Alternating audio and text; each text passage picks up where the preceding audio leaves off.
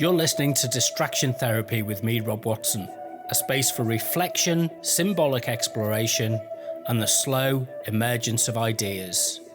Each episode invites you to pause, notice, and wander with curiosity through thought, voice, and imagination. To find out more, go to robwatsonmedia.net or follow on social media at RobWMedia. Rob Watson here, and this is a distraction therapy podcast which I'm rebooting or restarting again because I have a project that I want to develop. It is Monday the 23rd of June 2025 and I'm sitting at Leicester Cathedral enjoying the open space in the garden at the front. It's a bit windy today, but it's sunny, cloudy, but it kind of goes in and out, which is very pleasant and not quite as hot as it was at the weekend. I've not done a distraction therapy spoken word podcast for a while, and this is being hosted on my reinvigorated personal website, which is robwatsonmedia.net, and you should be able to find this on Apple, iTunes, Apple and YouTube and Spotify, I think, if I've done my job properly. You can follow me on social media at RobWMedia on Blue Sky, X and Mastodon. Oh no, Mastodon kicked me off and there's a tale behind that for another time. Anyway, the point of this irregular podcast now is I'm starting a project over the summer, and what I want to do is to a period of study that I haven't kind of undertaken in a systematic way for a while. And I am looking to... So there's just some people kind of shouting in the back. As soon as I sit down and try to gather some thoughts together, there's like a chav shouting down the street. Anyway, that's Leicester for you. No, what I'm looking at is I was at an event late last year, and we were asked, it was like an arts event, and we were asked to put together, or state, before we started, it was like an ice-breaking exercise, and we were asked to say what kind of animal we could be. I thought that was quite entertaining, and I kind of had this image came to my mind, which was that I'm an osprey and a tortoise at the same, and I couldn't make my mind up which. And, you know, kind of head above the clouds, flying into the heights above the mountain tops, which is what ospreys do, and then a tortoise kind of slowly munching its way through the undergrowth. And I wanted to kind of say that actually that you know, I wanted to kind of do I need to choose one, or do I need to find something in the middle? And this kind of led to a period of reflection, which I've blogged about, and what that image kind of means, and what it has resonance for in terms of my own personal development and, I suppose, psychological growth. And so I kind of, for a long time, I'd wanted to read and work through Jung's seminar notes on Nietzsche's Zarathustra. But they were incredibly expensive, and it was like coming up every time it came up on Amazon. They were like £300 a go for a copy. There's 2 volumes. And so anyway, at one point they were both available.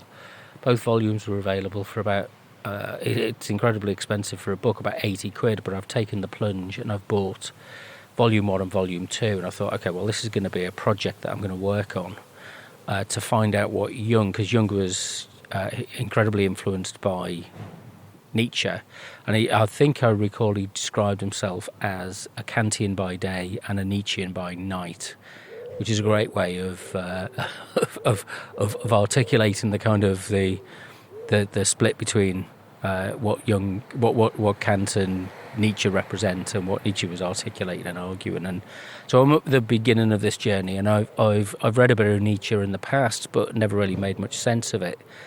And the same kind of Kant is beginning to make more sense the more I work on it and the older I get, and trying to incorporate these things into my understanding And so from a psychological point of view, I kind of wanted to do a bit of self-reflection, really, to maybe try and consider, in the absence of being able to afford a therapist, maybe working through something like this would be a viable way of reflecting and learning. And it has a goal, to work through the whole series of lectures, and each about 300 or 400 pages each book. So there's quite a lot to be digested and considered. So what I thought I'd do is there's two things that I'm hopefully going to use to help develop this. One is to use ChatGPT to set up a project where I can keep a record and a note of prompts and questions. And so I've set up a project where I've said, act as a therapist come professorial advisor, where I can be guided through a series of questions and prompts.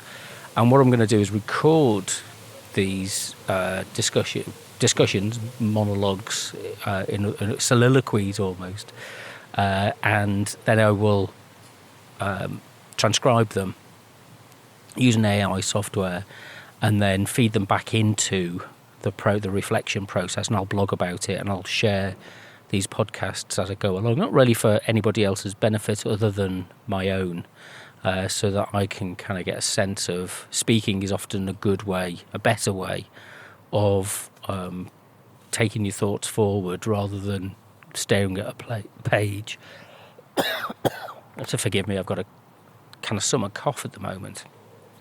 And so I've been thinking about how to use technology, the media technology that I've got ready access to help and aid this process. So if anybody finds this interesting, or it's not really designed to be helpful to anybody else other than myself, it's a bit like an extended voice memo, and I know that there are lots of things that I don't understand, that I'm not knowledgeable about, and I'll have to do a lot of steady and regular processing of thinking and making notes, and cross-referencing things and finding out what this is all about. So there's two things I'm doing to start off.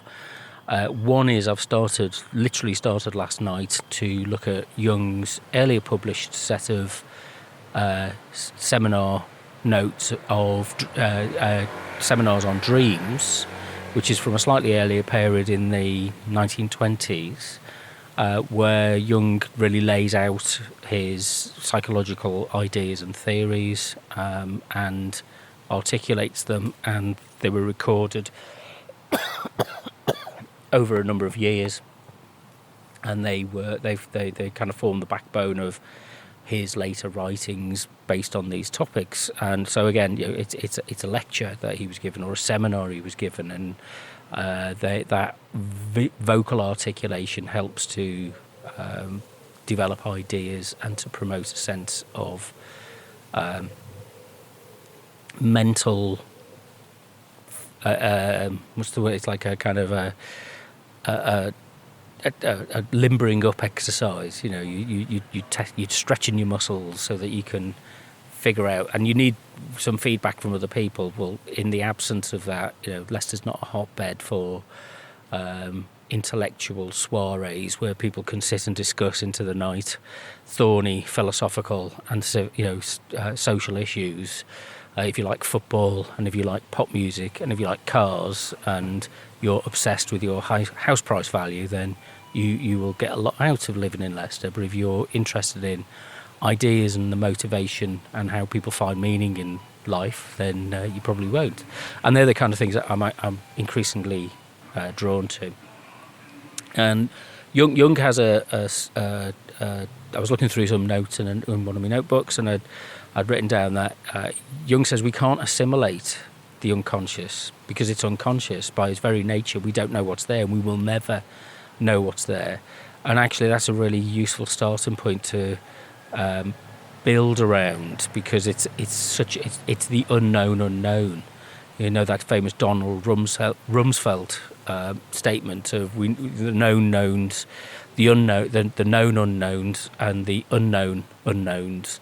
Well, this is the unconscious is the realm of the unknown unknowns, and we see hints of it. And Jung's argument is that through dreams we get the best kind of intimation that something is going on, both individually and collectively, and that it's about articulating a sense of the symbolic, a sense of the deeper rooted meanings, not just impulses. Often they can be, we think about psychology can be reduced to drives. Is that difference with kind of Freudianism about the death drive or the sex drive? And Jung took the view that no, that just wasn't sufficient, and that actually these things are deeper rooted and more varied in the form that they manifest, and that there are different ways of these being motivated and articulated in our psychological life, and that translates into how we react and behave with each other, and they become behaviours, but they have deeper roots. So trying to create some space in which I can sit and think about these ideas and come up with some routes forward or ways to circle back, and so I've started reading Thus Spake Zarathustra. And to be absolutely honest, I got absolutely nowhere with it. It was one of those things where you're looking at the page and the words are going past and you're following the lines, but it didn't make any sense whatsoever. So I was kind of struggling with it, and I thought, am I going to have to read this about 3 or 4 times before I can find a way into it? And then last week I was sitting on my computer at home, and I'll be honest, I was trying to rip off some files from Audible that I can use in my radio program and get some poetry and spoken word things. And then I got drawn into when you click onto something and you suddenly discover there's a whole repository of spoken word books. And I've always ignored spoken word novels, like kind of Inspector Morse or Agatha Christie novels, tapes and CDs and things. But actually there's a whole load of really philosophical books. Nietzsche's collected works, Schopenhauer's collected works, there's dramatised versions of Faust and Goethe's works, there's the works of Kant, Hegel, and there's this huge repository of tomes, books, that have been articulated through the spoken voice, and there's a variability to them. Some of them sound, AI voicing will probably change the field, but some of them are a bit kind of robotically read. But the version of Thus Spake Zarathustra that I'm reading at the moment is the Penguin Classics version, and I'll put notes and links to. And the performance is really good. It really articulates it. There's modulation in the voice, and it's a classic well-trained English actor voice. So it really comes alive because the characters. It's not a kind of carnivalesque performance of different characters, but it does. When it shifts between characters and when it shifts between moods and tones, it just brings that whole kind of flat, boring, incomprehensible aphorisms, which the book seems to be based on, into it becomes a living performance. So it is poetry and prose, and the translation makes a difference with that as well, from the original German to English. So I feel that I'm about 2 hours, 3 hours into this, and there's 14 hours in total. So I think I've got about 9 hours left, somewhere around that mark. So I feel as if it's a bit more enjoyable. And actually, I sat at home the other evening, and rather than putting the TV on to see if there's anything I could listen to, I just listened to the audiobook for half an hour. And it's very seldom that I just relax and do that. I'm always looking for something to do, or you need something to entertain you. And this was, I can envisage that I will be using this in a much more purposeful way, because I listen to a lot of podcasts and I listen to a lot of discussions and debates and arguments, and YouTube podcasters, and there's always something where you're trying to ride a point. And I thought, well, actually, this will, excuse me, take me out of that framework as well, and it's a narrative. The other year, actually, I did listen to a spoken word version of Kant's Critique of Pure Reason, and it just helped so much to have, rather than staring at the page, I think you have to have the book, and you have to be able to cross-reference it with the book, but also you can get on with other things. So I can go for a walk, and I just love going for a walk and listening to music or listening to something and listening to a podcast. As you get your exercise in.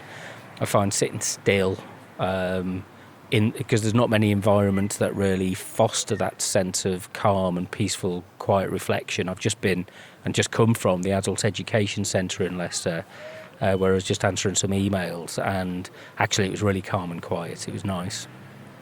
It's the end of the day, the cafe had closed, and I'm not sure how many people are, got evening classes, but the place is empty. And I wanted to record this podcast there, but I thought, well, if I'm sitting chatting to myself, that might disturb people. So I've come here to the Cathedral Gardens, and I mean, maybe that's a synchronicity as well. So it's for Nietzsche, for me, it's kind of like this.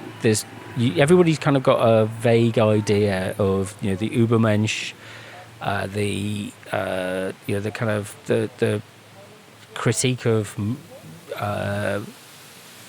Platonic and Aristotelian logic and morals, and how Nietzsche points towards a kind of different kind of revision of that epistemological, is that the phrase, framework. And thus spake Zarathustra is really kind of, it's like I'm trying to figure out who it's and in what way it's aimed at whatever reader takes it on board, because it isn't descriptive.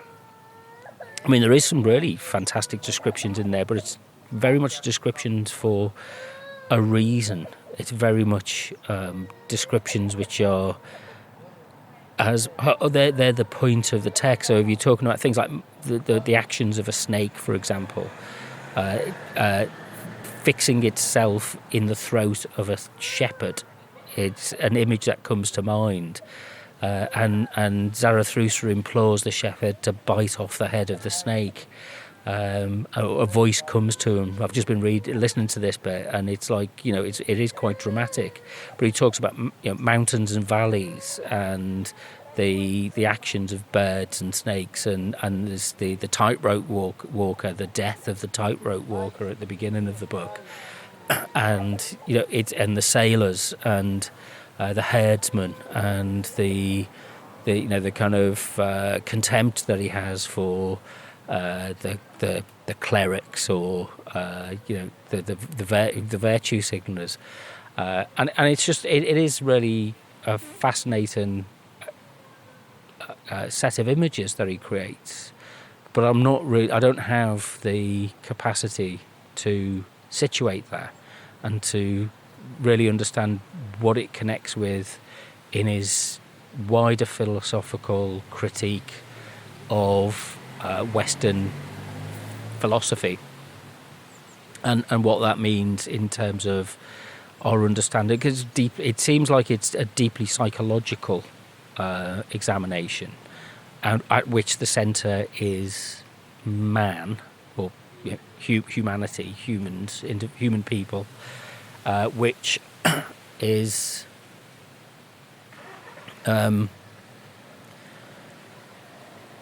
which kind of rejects metaphysics, I think, is what I'm beginning to understand about it. But I might be wrong, and I might have to read a number of different kind of commentaries on this to figure out what it is exactly. And I've read these things in the past, and I'm not really quite sure. And I kind of feel as if I need to refresh myself. I seem to have forgotten most of it, and it's like looking at it fresh. So what I want to do is move on to what Jung's thoughts were. And he didn't get all the way through this. It was kind of he got halfway through, and then I think the war interrupted, the Second World War interrupted. So it was an unfinished project, but hopefully enough to get a sense. And Jung's kind of, I don't think of Jung as undoubtedly he's a psychologist, is one of the many things that he was, but principally he was an archaeologist of the symbolic, and he understood the layers and the connections of meaning that are replete through our social activities, like say alchemy was one area of his study, astrology, folklore, our dreams, the symbolic images that come from our dreams, and Jung says that we're always dreaming. It's just that when we're awake, if you like, our active ego mind suppresses that, and we're not conscious of it in the same way as we are when we sleep. When we're not very well conscious of it at all, but there's always this dream process taking place, and we live in a dream world, and you find yourself drifting off and daydreaming, and the moments where you kind of snap back into reality, and you're not quite sure where you've been for the last however long period of time, and because our brain does have that capacity to doesn't always switched on in terms of logic, and it fits for me. There is a discussion in some of the circles of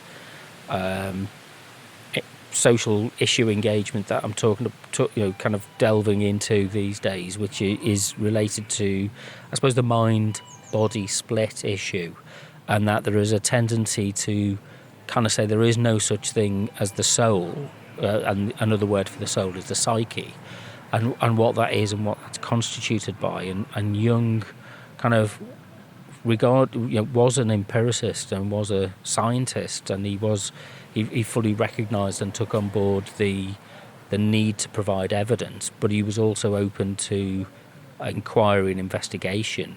And he was a great relativist, and I don't mean that in that kind of sense that has been used to denigrate postmodernism, and in some cases rightly denigrate postmodernism. That's the kind of relativistic where anything goes. That's more of a kind of free-floating nihilism where there's no corresponding. For Jung, it's and this is embedded right the way throughout Nietzsche, is that as above, so below, the Gnostic principle of as within, so without. And so that shaped the whole of Jung's, there's many things that it shaped in Jung's thinking and articulation of his psychology, and how he helped people and how he described the psyche of being something which is the archetypal patterns within, which are deeply rooted, which then shape the world that we see without. And we bring with us, what we bring with us within has the capacity, and in both a good way and a bad way, to shape the world around us. So if we've got unreserved, if we constantly are faced with failure, constantly are faced with public rejection, constantly faced with frustration that we aren't taken seriously or aren't given the opportunities that we feel we are due, that's highly likely to be because we are dealing with unresolved issues that are hidden in the unconscious, which we've not become conscious about, and which we can't, it's that, I think Jung, paraphrasing Jung, I can never remember exact quotes, but Jung says, that which is unresolved is destined to be, for us to carry around as our fate. So that, if we have unresolved issues which we're not dealing with as part of the individuation process, then we will keep repeating patterns of behaviour which other people pick up on straight away, and it shapes our destiny because we've not we're not aware of these unconscious factors and issues. So hopefully what I kind of want to do through the reading is a bit of self-reflection. I'm not sure how far that will go. And then also a bit of, if you like, technical reading of this and thinking about how these are applied, and then looking at maybe some more contemporary takes on these things. Somebody like comes to mind is the Ian McGilchrist and the left brain, right brain type model, and then some of the things like John Vervaeke talks about in terms of the meaning crisis and where this might head in terms of a general sense of rearticulation of meaning. So the time is 5 p.m. You can hear the cathedral bells chiming.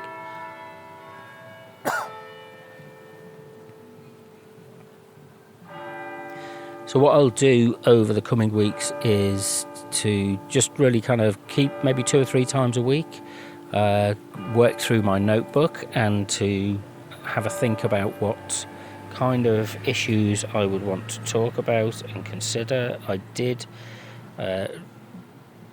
do a set of kind of prompt questions for this, and I'm just double checking now on my notes on my phone that I did actually go through this.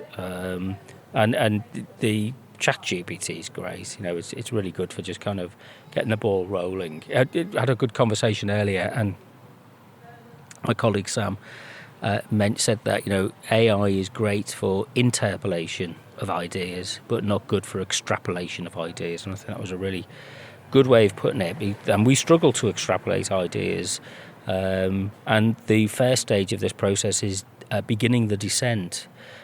Introducing a Jungian-Metamodern inquiry into Zarathustra. And metamodernism is the postmodernism principle which I've written about, and I've tried to articulate in a kind of fairly tongue-in-cheek kind of way through the Radio Lear project. If you go to radiolear.uk, you can listen to some music and some podcasts there, but there's also some kind of fairly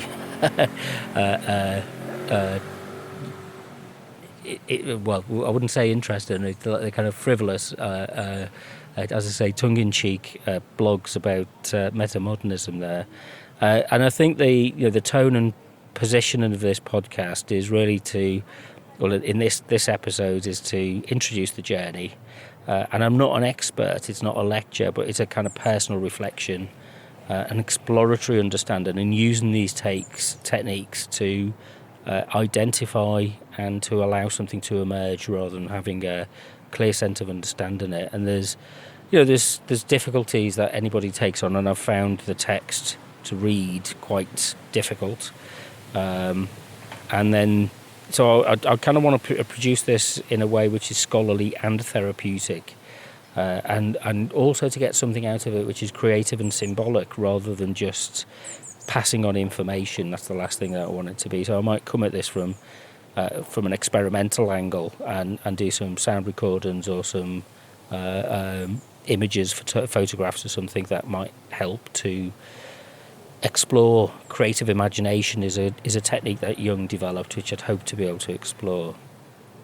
And so the questions in terms of what's drawn me to this in my time of life, well, it's the sense that there's some kind of unresolved issues, and I did a podcast last week which is about the kind of parasitical nature of a lot of contemporary life. Is that we're not, the feeling that and this is the meaning crisis and the impulse towards a metamodernism, which is, you know, the Hansi Freinacht phrase, which is after the deconstruction must come the reconstruction, that we're not sufficiently finding life meaningful, and that we need to explore different ways and anticipate different ways that we might develop this process. So it's a search for meaning in a culture of confusion and fragmentation. So I'll try and to figure out what it is that I am engaged with in this. You know, is what is the joy in this? I think is a very good question to ask. And, you know, think about the Zarathustra figure as a prophet, a trickster, a symbol of broken transcendence, or something else entirely. I'm reading from the ChatGPT generated notes, and it's you know, starting to understand this as a prophet rather than as it's a kind of an inverted prophet, if you like, rather than as somebody who shows you the whole expanse of society. What he's doing is showing us the challenging nature of our own sense of identity, our own sense of who we are. So I think I will probably express some ambiguity and discomfort about an ambivalence towards this, and use the metaphors that are and not the algorithms, that's the wrong word, but sort of analogies that are coming forward from Nietzsche to ask questions about my own ongoing practice. Anyway, I have probably whittled on far too long. As I say, this is kind of like a voice memo. I would be surprised if anybody reacts or responds in any kind of a way. But you're always welcome to, and maybe even come in, contact and get involved, be part of the discussion. If you've read Zarathustra before, that would be very handy to have an in-depth conversation, either over a coffee or online.